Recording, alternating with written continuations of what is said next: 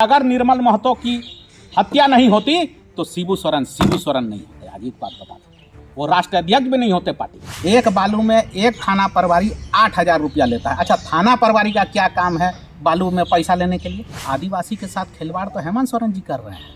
अभी तक नियोजन नीति नहीं लाए हैं। स्वास्थ्य विभाग में 400 करोड़ दिया था स्वास्थ्य विभाग चलाने के लिए, तो 200 करोड़ मैया योजना में डाल दिया।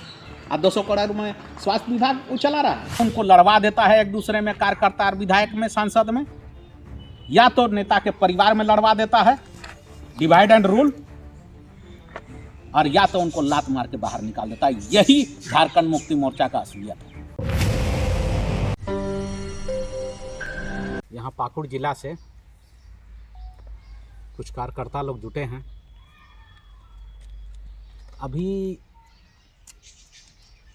पिछले, या हमको लगता है कल ही का आप लोग कहानी सुने होंगे कि झारखंड राज्य के मुख्यमंत्री असम गए थे। असम जा कर के वो चिकनी और चुपड़ी बातें बोल करके आए। झारखंड के माननीय मुख्यमंत्री जो हैं हेमंत सोरेन जी, वो असम गए। वो वहाँ पर बोलते हैं कि झारखंड का स्थिति बहुत अच्छा है असम से। हेमंत सोरेन जी को ये बता देना चाहते हैं माननीय मुख्यमंत्री जी को कि इतना झूठ बोलना वो कब से सीख गए। इतना झूठ नहीं बोलना चाहिए।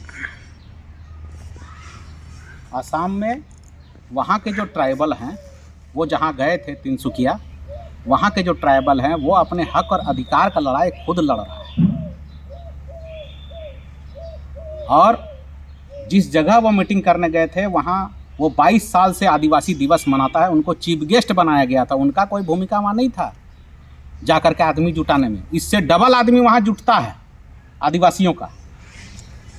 और वो बोलते हैं कि झारखंड का स्थिति बहुत ख़राब था, अभी झारखंड का स्थिति बहुत अच्छा है।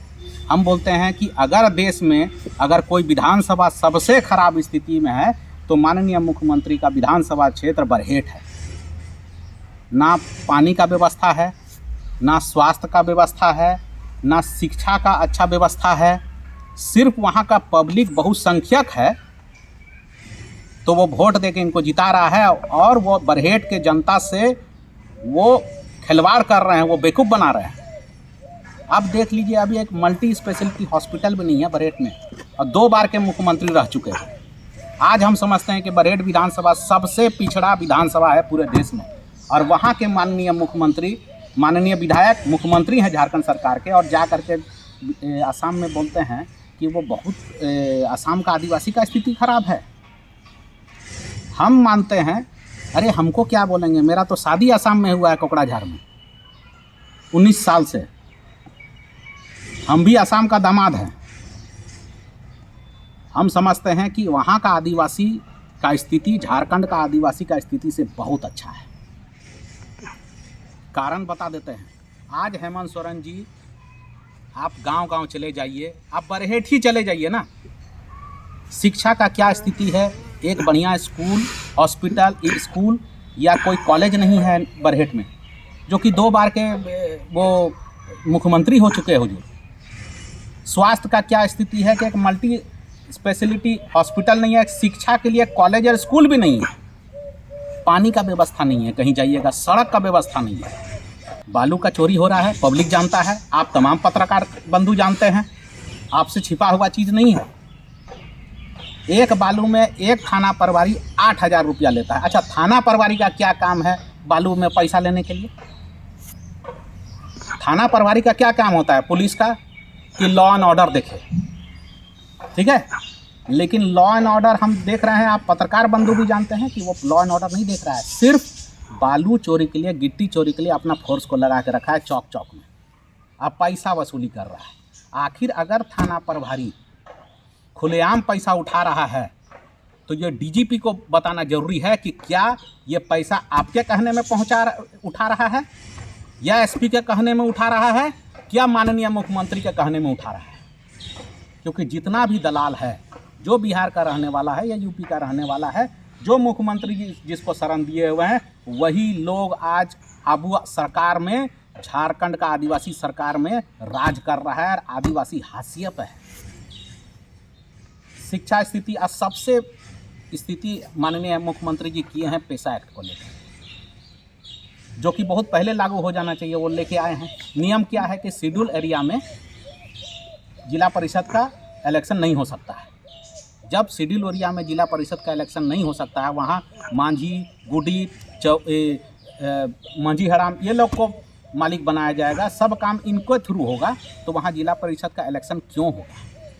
तो आदिवासी के साथ खिलवाड़ तो हेमंत सोरेन जी कर रहे हैं। अभी तक नियोजन नीति नहीं लाए हैं हुजूर, जिससे कि नौकरी उपलब्ध होगा। ये बोले थे कि हम 5 लाख आदमी को नौकरी देंगे 2019 में, एक नौकरी वो ढंग से नहीं दिए हैं। और जब भी एग्ज़ाम होता है जेपीएससी का तो पेपर लीक हो जाता है। कैसा व्यवस्था है कि पेपर लीक हो जाता है, फिर जो एग्ज़ाम होता है वो कैंसिल होकर फिर पोस्टपोन्ड हो जाता है। नियोजन नीति नहीं लाने से आज ये व्यवस्था है कि 3rd और 4th ग्रेड का नौकरी के लिए अभी तक वैकेंसी नहीं निकला है। ये गलती किसका है? माननीय मुख्यमंत्री का है। अरे बोलते हैं आसाम में जाकर के कि आसाम का आदिवासी का स्थिति खराब है। आप जाइए, वहाँ का आदिवासी का स्थिति झारखंड का आदिवासी का स्थिति से वहाँ लाखों गुना अच्छा है। लेकिन झारखंड का आज आदिवासी का जो स्थिति है पूरे देश में इतना खराब नहीं है।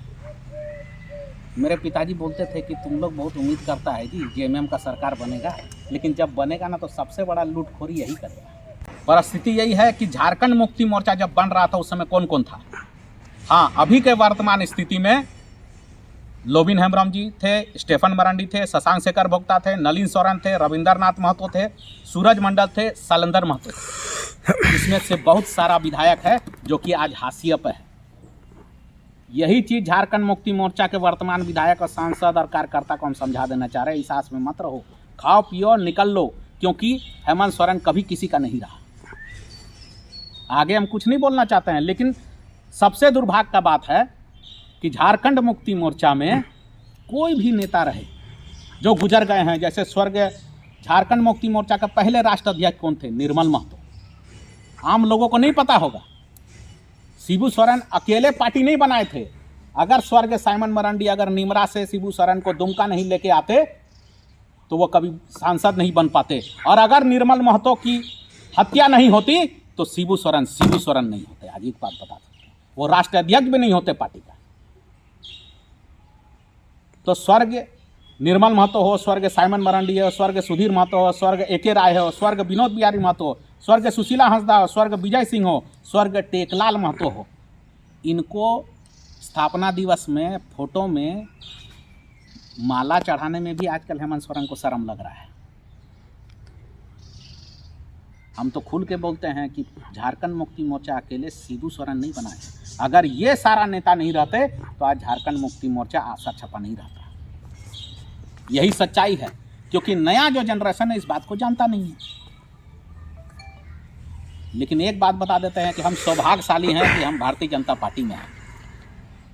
भारतीय जनता पार्टी एकमात्र ऐसा पार्टी है जो पुराने नेता हों या कार्यकर्ता हों, उसको बहुत सम्मान और इज्जत दे करके पार्टी में लेके चलता है, और अभिभावक तुल्य उनको पार्टी में सम्मान दे करके लेके चलता है। लेकिन झारखंड मुक्ति मोर्चा ऐसा पार्टी है कि जितना पुराना आदमी हो, नेता हो, या उनके कार्यकर्ता हो, या उनका परिवार हो, या तो उनको लड़वा देता है एक दूसरे में, कार्यकर्ता और विधायक में, सांसद में, या तो नेता के परिवार में लड़वा देता है, डिवाइड एंड रूल, और या तो उनको लात मार के बाहर निकाल देता है। यही झारखंड मुक्ति मोर्चा का असलियत है। अगर संथाल परगना में स्वर्गीय साइमन मरांडी हो, जीवित हैं स्टेफन मरांडी, नलिन सोरेन हो, शशांक शेखर भोक्ता हो, लोबिन हेम्ब्रम हो, सूरज मंडल हो, स्वर्गीय विजय सिंह हो, ये सब नहीं रहता तो आज झारखंड मुक्ति मोर्चा में गुरुजी भी वीर शिबू सोरेन गुरुजी नहीं कहलाते। मैं तहे दिल से बहुत खुश हूँ कि उनको पद्म भूषण अवार्ड दिया गया है। बहुत खुश हैं हम। लेकिन हेमंत सोरेन जी दलाल के बीच में घिरा हुआ है, जो सिर्फ डकैती और चोरी में लगा हुआ है। और सारा डकैत और चोर, सारा पत्रकार बंधु और झारखंड का लोगों को पता है कि एक भी झारखंडी नहीं है, सब यूपी और बिहार का आदमी है। तो कैसे वो बोल दिया कि आदिवासी का हित का बात सोच रहा है आसाम में, अब बोलता है कि सारा झारखंड का आदमी आसाम जाएगा। अरे पहले झारखंड को तो ठीक कर लो। ट्राइबल एक्ट को आप नियम ढंग से लागू नहीं किए हो, पैसा एक्ट में तोड़ मरोड़ करके नियम ला रहे हो। स्वास्थ्य व्यवस्था, शिक्षा व्यवस्था, आज आवास का क्या स्थिति है, आदमी लोग को आवास नहीं मिल रहा है। बालू का क्या स्थिति है कि थाना प्रभारी जितना पुलिस समुदाय बैठ करके गली या चौराहा में बालू का पैसा कलेक्शन कर रहा है। यही हो गया है क्या पुलिस का काम? और बोलता है कि हमको ऊपर पैसा देना है। कौन है रे ऊपर? या तो एसपी हैं उस संभावित जिला के, या तो डीआईजी हैं, या आईजी हैं, या डीजीपी है, या तो माननीय मुख्यमंत्री है। और बालू एक एक ट्रैक्टर में 8-8 हज़ार उठाना, खुलेआम उठाना, दिन को चल रहा है, रात को चल रहा है। गिट्टी कलेक्शन करता है दिन में, इलीगल बाईपास गिट्टी जाता है सिर पहाड़ी से, उसमें कोई सिपाही लोग लगा हुआ है, कोई सिपाही रानीपुर में लगा हुआ है पैसा कलेक्शन में, कोई सिपाही लगा हुआ है शिमलोंग में कलेक्शन करने के लिए, कोई अमरापड़ा में कलेक्शन करने के लिए लगा हुआ है। पाकुड़ जिला का हाल हम बता रहे हैं। अगर हम जो देख रहे हैं पाकुड़ जिला का ये स्थिति है, तो पूरे झारखंड में क्या स्थिति होगा? एक एक चौराहा 1.5 करोड़, 1-1 करोड़ में बिक रहा है, जैसे पता चल रहा है। अगर एक सिपाही, एक थाना प्रभारी, जैसे हम पब्लिक से सुनते हैं कि 20 से 30 लाख रुपया वो देता है थाना में आने के लिए, तो काहे लॉ एंड ऑर्डर मेंटेन करेगा जी? क्यों लॉ एंड ऑर्डर मेंटेन करेगा? वो तो पैसा कलेक्शन में ना लगेगा। अगर 20 लाख लगाया है तो 30 लाख का कलेक्शन करेगा। अगर कोई, जैसे हवा में सुनते हैं कि कोई एसपी को बोलता है कि सीएम हाउस से कि 1.5 करोड़ आपको देना होगा फलाना जिला जाने के लिए, तो वो काहे के लिए लॉ एंड ऑर्डर देखेगा जी? वो तो वहाँ का आयरन और गिट्टी, बालू, पन्ना का इलीगल जो होता है झारखंड में, वो सब कलेक्शन करेगा। यही है झारखंड में हेमंत सोरेन का सरकार। इसीलिए आज 2 फरवरी है, उनको उपलब्धि बताना चाहिए कि आप 6 साल में क्या किए। और एक चीज़ है, हेमंत सोरेन जी आरोप लगाते हैं सेंट्रल सरकार को कि उनका बकाया राशि उन लोग नहीं दिया है। तो हेमंत सोरेन जी बोलते हैं कि उनको 90 लाख करोड़ ना, शायद 90 लाख करोड़ लगभग आसपास वो पैसा सेंट्रल नहीं दे रहा है। जब पहली बार सरकार बनती है ना, जनवरी में जब पहला बना नवंबर में, तो पहला लॉट में उनको पैसा मिल गया जो उन्होंने सेंट्रल से डिमांड किया।